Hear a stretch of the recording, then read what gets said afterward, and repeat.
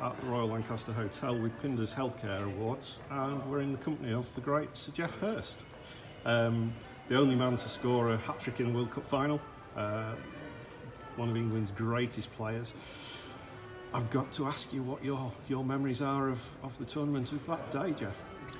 Well, the great thing about the memories of the day, they last forever, because you continually bump into people who were at the game or in different parts of the world, remember exactly what they were doing and how they felt, and it's actually non-stop.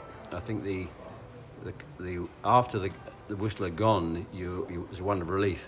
Your first emotion is one of relief. You got through the tournament and won it, but the enjoyment of winning a World Cup, representing your country in your own country, winning a World Cup, simply just lasts forever.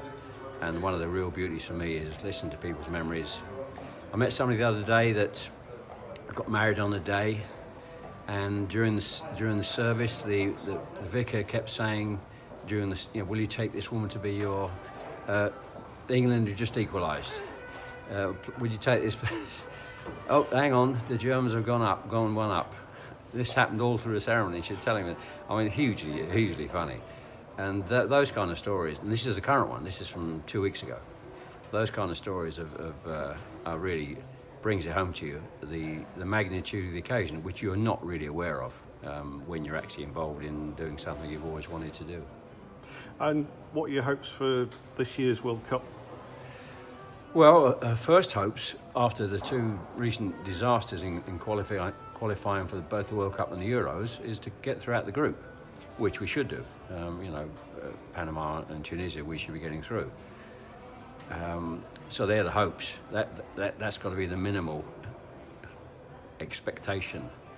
If you asked me, we'd say quarter-final, but because of the poor results, 2 games and out in Brazil, I think we just want to get through the group. That would be a major step forward.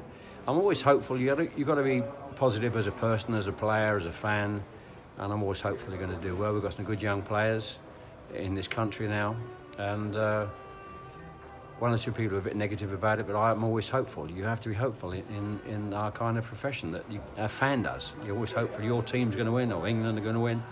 But I think the initial incident, we've got to just get out of the group and go from there. One final question. Which players inspired you? Who were your heroes? Well, I was too busy playing as a kid in the streets to have really be supporting anybody, any particular player. Although I did have a pair of Stanley Matthews football boots. That may give some indication that they were and Tom Finney gave me the Man of the Match trophy when we won the World Cup. So it was great meeting him. What a great player he was. So I didn't really support a team or two, but it's not the media today, it's not the television, not the things you can access. There was none of that. So you're just busy enjoying yourself, kicking the ball about in the streets, is how a lot of us grew up in that time. So not many, but growing up at West Ham, I was lucky to play with some great players, Bobby Moore and Martin Peters. You look back at the time at the Hammers, 2 other players, the captain and another goal scorer from one club, who were fantastic players. So that was an enjoyable time. I played more games with Moro than any other player, and he was the best player I've seen and played with. So in terms of admiration for other players at the time, probably Bobby would be top of the list.